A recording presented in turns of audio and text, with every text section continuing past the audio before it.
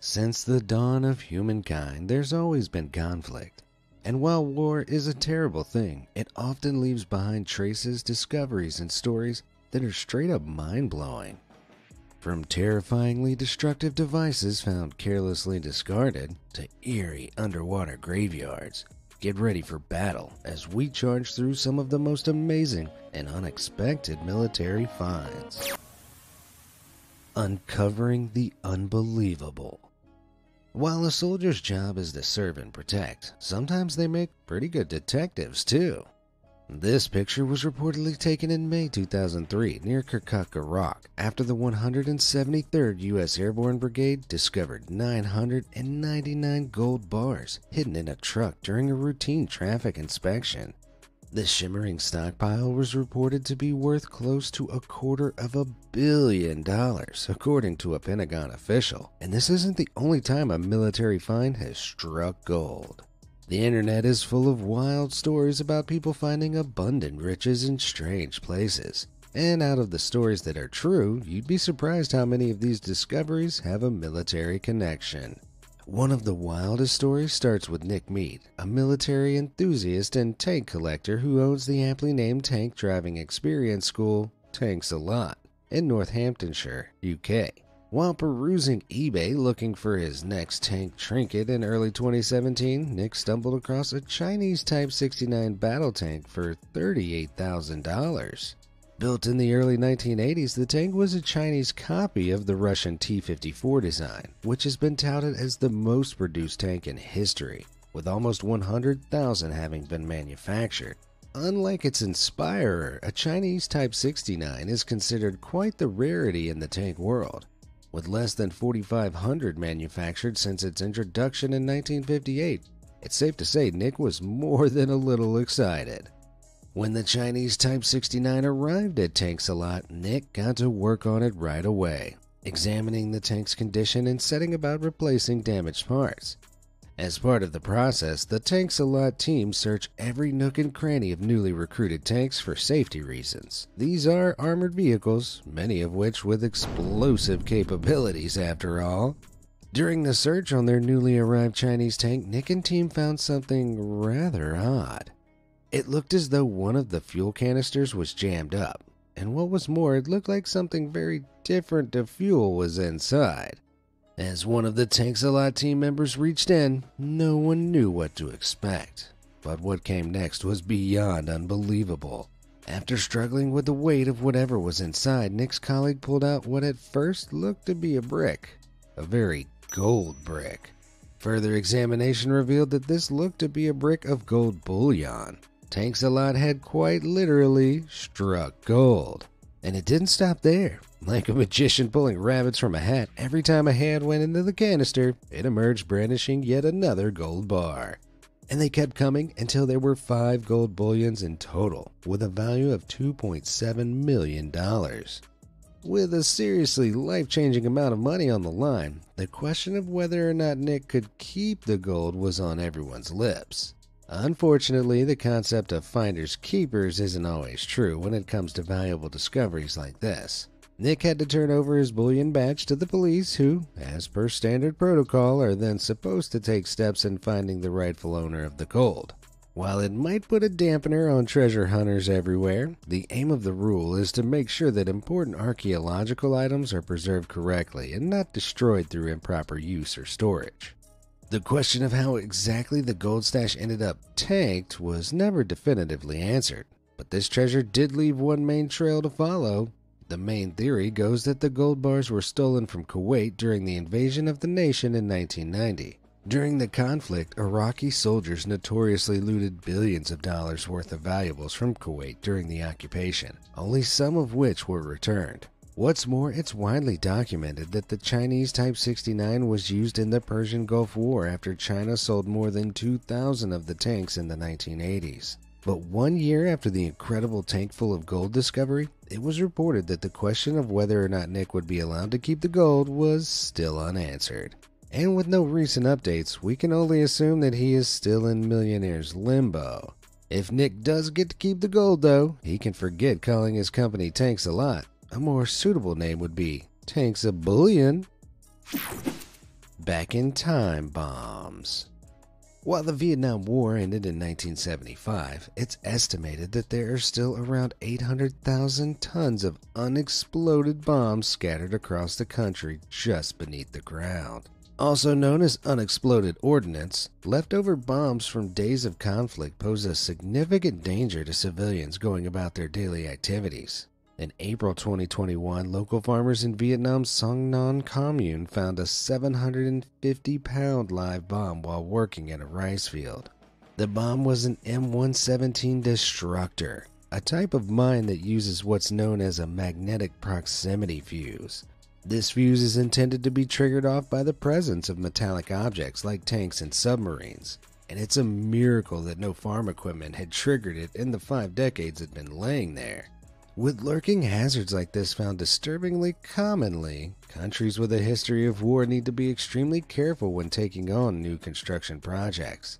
In December 2020, construction workers found what looked to be a bomb at Bangladesh's Hazrat Shahjalal International Airport. The discovery took place as the workers set about excavating the airport's 3rd terminal in preparation for renovations. Upon being notified, the Air Force Bangabandhu Base Bomb Disposal Unit rushed to the scene to painstakingly extract the unexploded ordnance, and gladly managed to without any explosions. While the airport itself began operating in 1980, it's likely that the bomb was dropped during the Bangladesh Liberation War against Pakistan in 1971.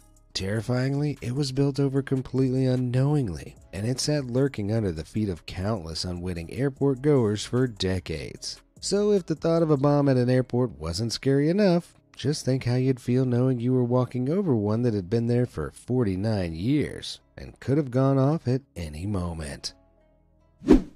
We've already witnessed how scary finding one unexploded bomb can be, but what about one big bomb filled with hundreds of little bombs? In 2006, this nightmarish bomb was found in Lebanon on the outskirts of a small village called Uwazaya. It's a cluster bomb, which are usually fired or dropped, opening up mid-air to release hundreds of deadly bomblets. Many varieties have the capacity to cover areas similar in size to several football fields.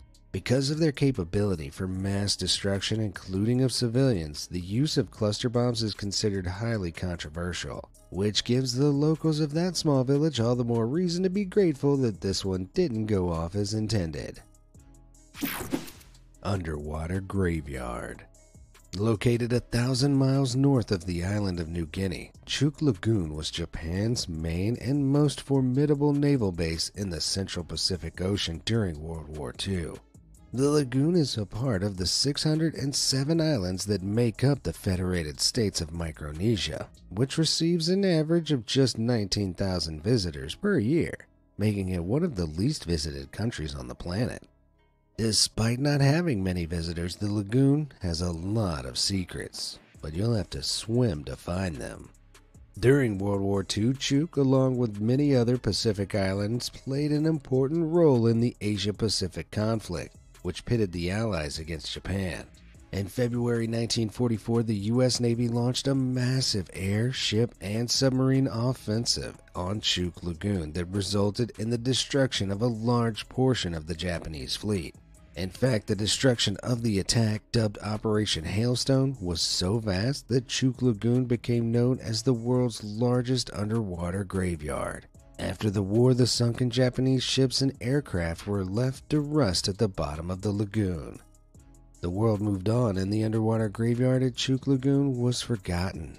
These days, only scuba divers can fully submerge themselves into the lagoon's deep military history. The abandoned underwater battleground at Chuuk is chock-filled with a whole host of wartime relics. And that's not all. Over 4,000 Japanese soldiers were killed or wounded during Operation Hailstone, and many of their remains lie alongside the sunken wrecks, and many scuba divers have actually recovered skulls. For this reason, despite its historical significance, Chuuk Lagoon is one of the eeriest places to go diving, especially given that divers never know exactly what or who they're going to find down there. This underwater find in Chuuk Lagoon must have had scuba divers jumping out of their wetsuits, given that it looks like some kind of ghostly deep-sea military diver that perished in battle. Thankfully, the rusted humanoid figure is actually a pump attached to one of Chuuk Lagoon's most famous shipwrecks, the Fujikawa Maru, a colossal armed cargo ship that lies 110 feet beneath the lagoon's surface. The sinking of cargo ships like the Fujikawa Maru meant a whole host of other land artillery also found itself in a new watery home like these tanks that were likely being transported to or from a naval base. This area of the South Pacific is overloaded with military history, and it doesn't stop with Chuuk Lagoon. 1,000 miles to the west of Chuuk Lagoon is the island nation of Palau, another hotspot for military relic discoveries. One of the most impressive recent finds was discovered by tourists who were kayaking around Palau's coastline in August 2017. There, found in a dreamy pool of paradise, was not a tropical bird, but a plane. This particular World War II plane has been in a picturesque lagoon in Palau for more than 75 years, and Mother Nature has well and truly taken hold, covering it with moss, coral, and sea life. Given Palau's tropical paradise appearance, the thought of its history as a conflict site in World War II's Pacific theater of war is almost hard to believe, even with the evidence in front of us. Swamp Ghost. While the pilot of the plane in Palau didn't live to tell their tale, this next aviation anecdote is one of survival against all odds. While on a routine flight over Papua New Guinea in 1972, soldiers from the Australian Air Force spotted an unusual object lurking within the greenery. After touching down their helicopter for a closer look, they found the old wreckage of a World War II B-17E Flying Fortress plane bogged down in a swamp in the forest lands. Despite being caked in swampy mud for 3 decades, the B-17 was amazingly very well preserved, with the machine gun still in place and astoundingly old coffee still inside thermoses on board. But how had the plane ended up here, and what became of its passengers? The mystery of how the bomber ended up bogged down takes us all the way back to February 23, 1942. On this particular day, Captain Fred Eaton was out on a mission to take down a 10,000-ton enemy Japanese freighter. As he lined up to take aim, his B-17 bomber malfunctioned, and enemy aircrafts quickly swooped in to wipe him and his squad mates out of the sky. After a thundering aerial battle, the B-17 had taken quite a beating, and Captain Eaton realized there was fuel leaking from damage to one of the wings. Miles from the nearest refueling port, the only option was to go down into the boggy bowels of the Agaimbo swamp in the Oro province of Papua New Guinea. Amazingly, Captain Eaton and the 6 other soldiers on board survived the rough landing, but they found themselves stuck in the mud of the remote swamp. Facing an impossible situation, the soldiers' survival instincts kicked in, and it was time to put their crisis training into action. It took 2 days of hacking through thick, sharp grass until the group reached the edge of the swamp and emerged onto dry land.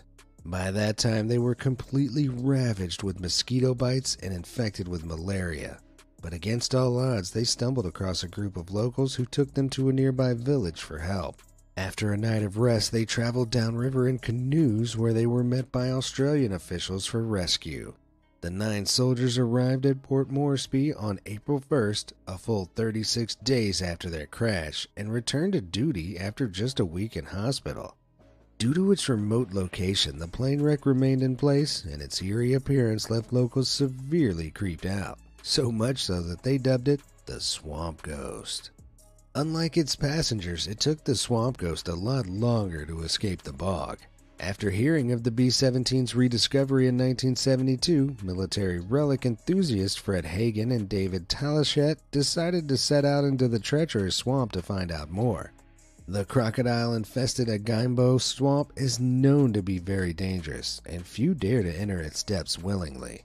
In fact, the inaccessibility of the plane's location contributed to the preservation of the bomber, and it was widely considered that it was going to be impossible to salvage. The goal was considered so impossible that while the project to recover the Swamp Ghost began in the 1980s, it took more than 2 decades for a plan to get off the ground. In 2006, Fred and David organized a salvage operation in which the B-17 was cut into sections. These were flown by helicopter to a nearby port where the parts were eventually transported to Hawaii in 2010. To this day, the remains of the Swamp Ghost are on display at the Pacific Aviation Museum at another wartime hotspot, Pearl Harbor. If that's not a fitting end for this piece of wartime history, I don't know what is. Abandoned Salvation. This is Camp Hero, a creepy abandoned military base on the outskirts of Montauk in Long Island, New York. Once the home of an army base in World War II and an Air Force base during the Cold War, Camp Hero was finally decommissioned in 1981 and is now owned by the U.S. State Parks Organization. These days, it's only brave hikers that discover the compound's unnerving exterior, and while it may look haunted on first glance, things are a lot more scientific than that. This place is seriously creepy, but the cherry on the cake is the radio tower looming above the Montauk horizon. Constructed during the height of the Cold War, the antenna, which broadcasted its signals to a network of towers along the USA's East Coast, was intended to give the U.S. military a 30-minute warning in the event of a Soviet nuclear attack. But this morbid purpose wasn't the only creepy thing about this place in its prime.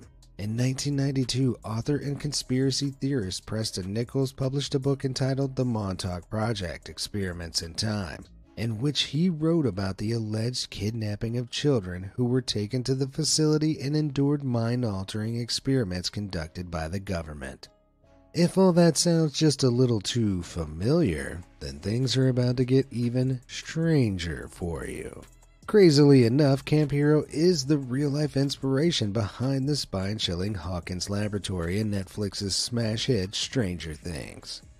But while Preston Nichols' book has been interpreted as truthful online due to its authentic feeling, it is in fact a work of fiction. Though that doesn't stop many online theorists speculating that various untoward activities occurred at Camp Hero in its heyday, and that Nichols' book is more grounded in reality than fiction. These claims are uncorroborated by any official sources, but the eerie conspiracies surrounding Camp Hero are enough to make you think twice before paying a visit, even if you're joined by 11 & Co. for backup. Tanks a Million. Since its wartime debut in 1916, the tank has been one of the ultimate tools used by the armed forces to fight wars. But have you ever considered what happens to tanks once their military careers are over?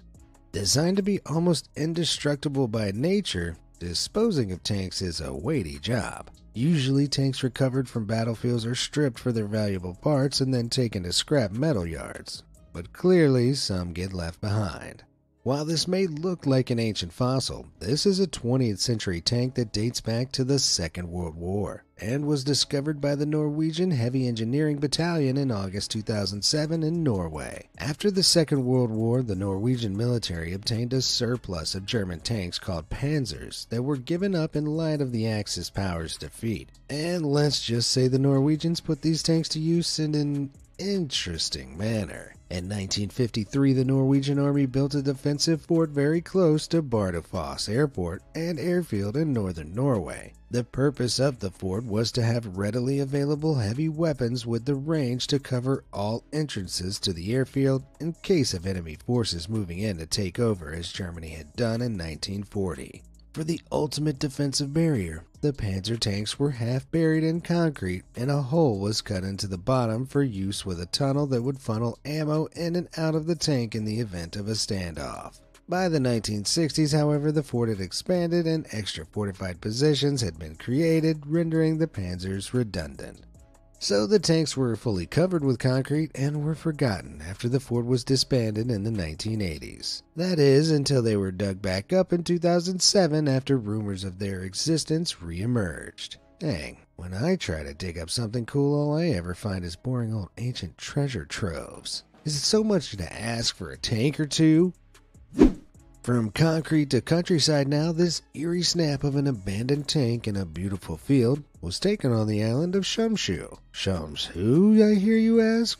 Well, Shumshu is part of the Kuril Island chain in the northwestern Pacific Ocean and was the site of a Soviet offensive to occupy the islands in August 1945. While you might be fooled into thinking that tanks like the ones in the flower fields of Shimshu are a thing of beauty, the battles they were a part of drew a heavy toll in human lives. So the tanks remain in stark contrast with the surrounding greenery as a haunting and solemn reminder of the horrors of war. Submarine madness. They say that things often turn up where you least expect them, but this next military discovery takes unexpected to unprecedented. Check this out.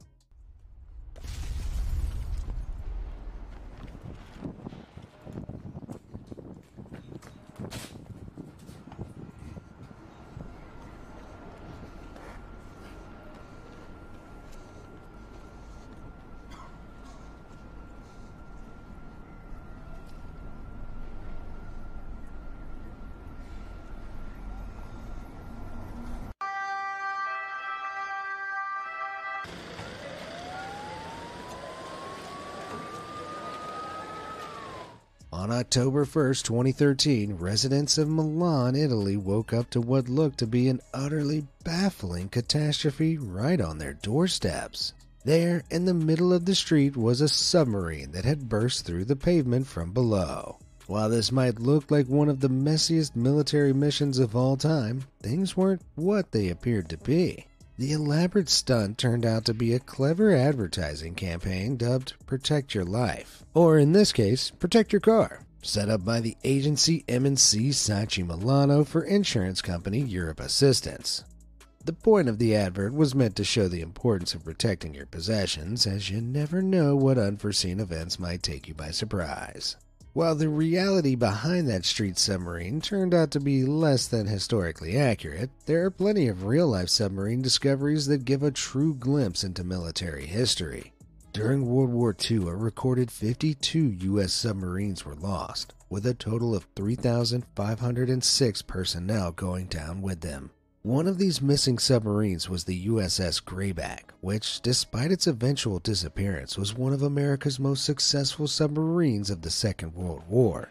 Throughout its 10 sea patrols, it's credited with sinking 14 enemy ships, totaling 63,835 tons, including an Imperial Japanese Navy submarine. But despite its success, this sub didn't get a very happy ending. The mystery began on January 28, 1944, when the USS Grayback sailed out of Pearl Harbor for its 10th combat patrol. By the time March rolled around, the Grayback was 3 weeks overdue for its return and was ultimately declared missing along with the 80 crew members on board. After the war, the Navy tried to piece together exactly what happened to the submarine, and by 1949, all they could deduce was an approximate location where they thought USS Grayback had met its end. Post-war Japanese records documented an incident in which a Nakajima B-5N bomber aircraft recorded the sub's coordinates to be around 100 miles southeast of Okinawa, Japan. But when efforts were made to locate it, the Navy found nothing. It seemed that the USS Grayback had vanished off the face of the earth. Or had it? Well, that question was eventually to be answered by Tim Taylor, a bona fide submarine hunter who made it his mission to locate all 52 of America's missing submarines. Dubbing the initiative the Lost 52 Project, Tim and a team of experts began the search in 2006. Needless to say, it wasn't a quick or easy task. But things began to change in a pretty crazy way in 2018 when Japanese systems engineer and military enthusiast Yutaka Iwasaki contacted the Lost 52 project team, who were hot on the trail of USS Grayback. While studying Japanese Navy archives, Yutaka came across a transcript of a radio transmission made on February 26, 1944.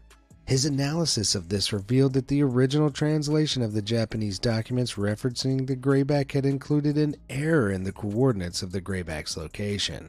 One of the digits were incorrect. With the correct coordinates now revealed more than half a century after the initial mistake was made, the team set sail in June 2019 and with the aid of underwater drones began scouring the ocean floor for the Grayback. Despite now being in possession of the correct coordinates, the total search for the exact location of the Grayback was expected to take up to a year to complete. However, on June 5th, the team were reviewing some of the sonar data collected from the underwater drones and to their astonishment, the grayback appeared before their eyes. With the help of these high-tech drones and their ability to build a digital image using sonar, not only was a 74-year-old mystery solved, but it also meant closure for the families of the 80 American soldiers who went down with the submarine. As of November 2022, the Lost 52 Project and others like it have located 14 out of the 52 lost submarines, and I for one can't wait to find out what they'll find in years to come. Have you ever found any military relics of your own? Let me know down in the comments below. Thanks for watching.